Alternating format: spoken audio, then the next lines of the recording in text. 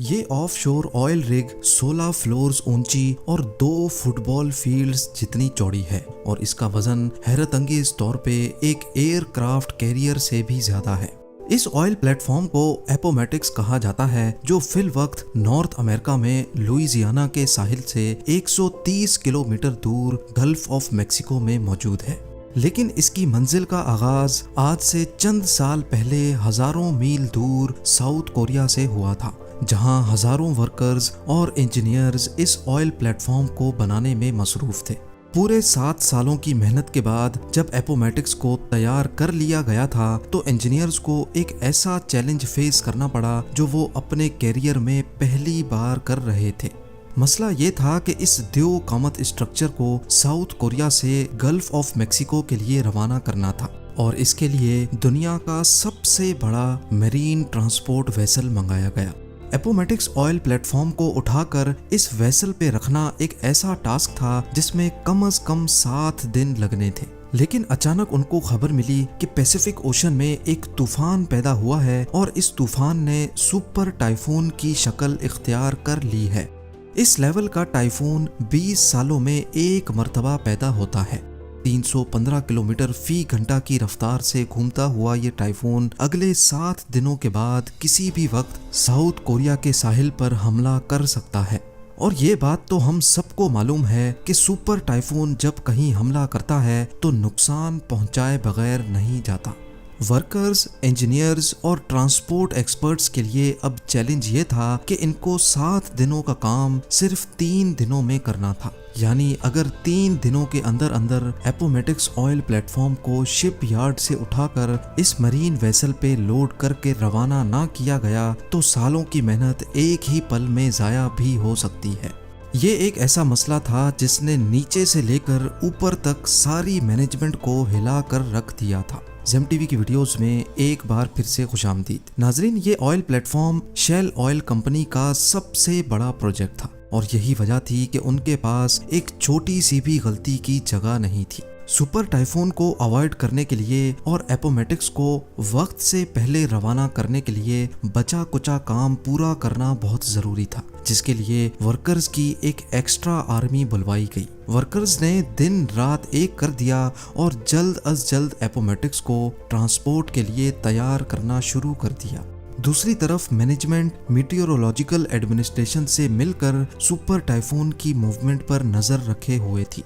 उनको एक उम्मीद थी कि शायद ये सुपर टाइफून अपनी डायरेक्शन बदल ले, लेकिन उनकी उम्मीदों पर तो जैसे पानी ही गुजर गया जब उनको ये मालूम पड़ा कि टाइफून तो पैसिफिक ओशन से सीधा साउथ कोरिया की जानिब बढ़ता जा रहा है। वर्कर्स की आर्मी ने जी जान लगाकर सिर्फ 3 दिनों के अंदर अंदर एपोमेटिक्स का सारा काम कंप्लीट कर लिया और अब बारी थी इस द्यो कामत स्ट्रक्चर को उठाकर फ्लोटिंग डॉक पर रखने की। इस पूरे स्ट्रक्चर का वजन हैरतअंगेज तौर पे 41,000 टन्स बताया जा रहा था। इतना ज्यादा स्टील तो बुर्ज खलीफा की कंस्ट्रक्शन में भी इस्तेमाल नहीं हुआ था जितना इस ऑयल प्लेटफॉर्म पे लगाया गया था। बड़े बड़े हाइड्रोलिक जैक्स की मदद से एक एक इंच करके इसको धकेला गया और फ्लोटिंग ड्राई डॉक पर रख दिया गया। टग बोट्स की मदद से फ्लोटिंग डॉक को खींचकर शिप यार्ड से दूर ले जाया गया, जहां से इसको इस मरीन वेसल में लोड किया जाना था। ये दुनिया की सबसे बड़ी मरीन ट्रांसपोर्ट वेसल है जो 98,000 टन्स का वजन आसानी से कैरी कर सकती है और इसी पर एपोमेटिक्स को दुनिया के दूसरे कोने गल्फ ऑफ मेक्सिको तक जाना था। अगली सुबह एपोमेटिक्स को फ्लोटिंग डॉक से उतार लिया गया। अब ऑयल प्लेटफॉर्म पहली बार पानी पे फ्लोट करने लगा। टग बोट्स की मदद से प्लेटफॉर्म को मजीद डीप वाटर तक खींचा गया, जहां ये मरीन वेसल पहले से इंतजार कर रही थी। दूसरी तरफ सुपर टाइफून तेजी से साउथ कोरिया की तरफ बढ़ता जा रहा था और मैनेजमेंट के सर पर एक तलवार सी लटक रही थी। अब सुपर टाइफून सिर्फ 48 आवर्स दूर था और जैसे जैसे वो करीब आता जा रहा था वैसे वैसे समंदर में उसकी निशानियां भी उभरने लगी थी। समंदर में हवाओं और लहरों का सिलसिला बढ़ रहा था जो एपोमेटिक्स के लिए एक खतरे की निशानी थी। अगला लम्हा बहुत ज्यादा नाजुक था। ऑयल प्लेटफॉर्म को वेसल पे लोड करना बहुत ही कॉम्प्लिकेटेड काम होता है। इसके लिए पहले वेसल अपने अंदर मौजूद वाटर टैंक्स में पानी इनटेक करती है, जिसकी वजह से वो पानी के अंदर चली जाती है। फिर टग बोट्स ऑयल प्लेटफॉर्म को खींचकर वेसल के ऊपर लेकर जाती हैं और फिर आखिर में वेसल पानी को वापस बाहर निकालती है, जिसकी वजह से वेसल ऊपर की जानिब उठ जाती है। लेकिन ये काम इतना आसान भी नहीं होता है जितना आपने इस एनिमेशन में देखा। इस काम के लिए समंदर का पुरसुकून होना बहुत ज़रूरी होता है, क्योंकि अगर लहरों में ये काम किया गया तो एपोमेटिक्स सही अलाइनमेंट में वेसल के ऊपर नहीं लोड हो पाएगा और ये चीज़ वेसल और एपोमेटिक्स दोनों के लिए खतरनाक हो सकती है। सुपर टाइफून की वजह से समंदर में काफ़ी तेज़ी थी। लहरों और तेज़ हवाओं की वजह से ये काम करना मुमकिन नहीं था। दूसरी जानिब वक्त बड़ी तेजी से गुजरता जा रहा था और सारी टीम का स्ट्रेस लेवल काफी ज्यादा हो चुका था।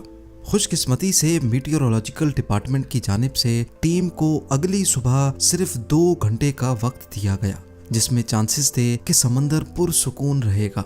इन 2 घंटों में अगर ये काम ना किया गया तो फिर इसके बाद और कोई चांस नहीं मिल पाएगा। सुपर टाइफून अब सिर्फ 36 घंटे दूर था। सुबह सवेरे जैसे बताया गया था, समंदर पूरी तरह से पुरसुकून था।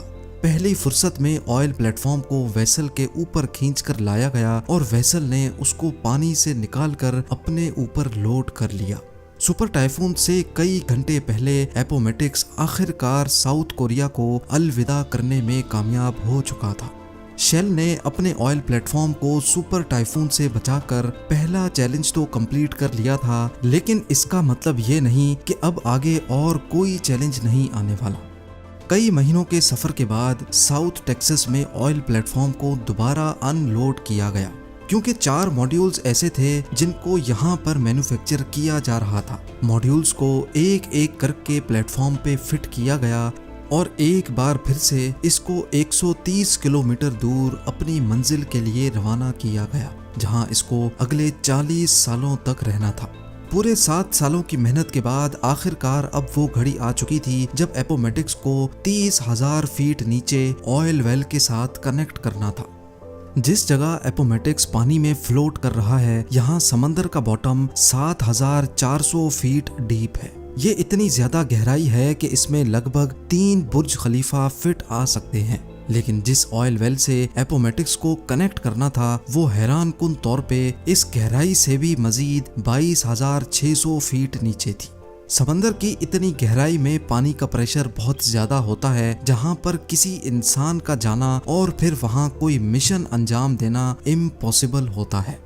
लिहाजा समंदर के बॉटम पे ऑयल वेल की ओपनिंग के साथ एपोमेटिक्स को कनेक्ट करने के लिए remotely operated under water vehicle को इस्तेमाल करने का फैसला किया गया।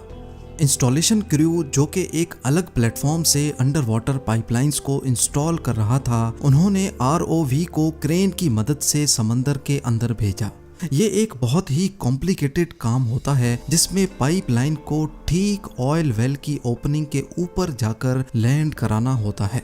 7,400 फीट नीचे ये काम इतनी एक्यूरेसी से अंजाम देने का कंट्रोल ऊपर बैठे ROV ऑपरेटर के हाथ में होता है, जो किसी वीडियो गेम की तरह ये मिशन परफॉर्म कर रहा होता है। खुशकिस्मती से ये काम पहली बारी में ही कर लिया गया। अब बारी थी पाइप को इंस्टॉलेशन प्लेटफॉर्म से एपोमेटिक्स तक ट्रांसफर करने की। इस प्रोसेस को राइजर ट्रांसफर कहा जाता है, जिसमें 4 अलग अलग वेसल्स एक साथ काम करती हैं। पहले एपोमेटिक्स में से एक चेन निकाली गई, फिर ROV ने ये चेन लेकर दूसरी शिप तक पहुंचाई। इस शिप से ये चेन दूसरे प्लेटफॉर्म ने खींच ली और फिर आखिर में एपोमेटिक्स से इस चेन को खींचकर पाइप को अपनी तरफ कर लिया गया। इसके बाद शुरू किया गया ड्रिलिंग का काम। सी बेड से भी हजारों फीट नीचे, लगभग 22,600 फीट नीचे पाइप को ऑयल वेल तक ड्रिल करना था। कई महीनों की ड्रिलिंग के बाद आखिरकार पाइप ऑयल वेल तक पहुंच चुका था। अब बारी थी ऑयल को पंप करने की। इस लम्हे को देखने के लिए पूरी टीम जमा हो चुकी और एक बटन की मदद से ऑयल पंप को ऑन किया गया। 30,000 फीट नीचे से जब पहली बार ऑयल पंप हुआ तो सबके चेहरों पर खुशी देखने जैसी थी। वर्कर्स, इंजीनियर्स और मैनेजमेंट की 7 सालों की मेहनत रंग ले आई थी ऑयल का फ्लो और उसकी क्वालिटी बिल्कुल परफेक्ट थी। आज एपोमेटिक्स हर रोज 1,75,000 बैरल्स ऑयल प्रोड्यूस करता है, जिससे इतना फ्यूल बनाया जाता है जो 40 लाख गाड़ियां एक दिन में इस्तेमाल करती हैं। शेल का मानना है कि अगले 40 सालों तक यानी 2060 तक एपोमेटिक्स इसी तरह ऑयल प्रोड्यूस करता रहेगा। उम्मीद है जेम टीवी की ये वीडियो भी आप लोग भरपूर लाइक और शेयर करेंगे। आप लोगों के प्यार भरे कमेंट्स का बेहद शुक्रिया। मिलते हैं अगली शानदार वीडियो में।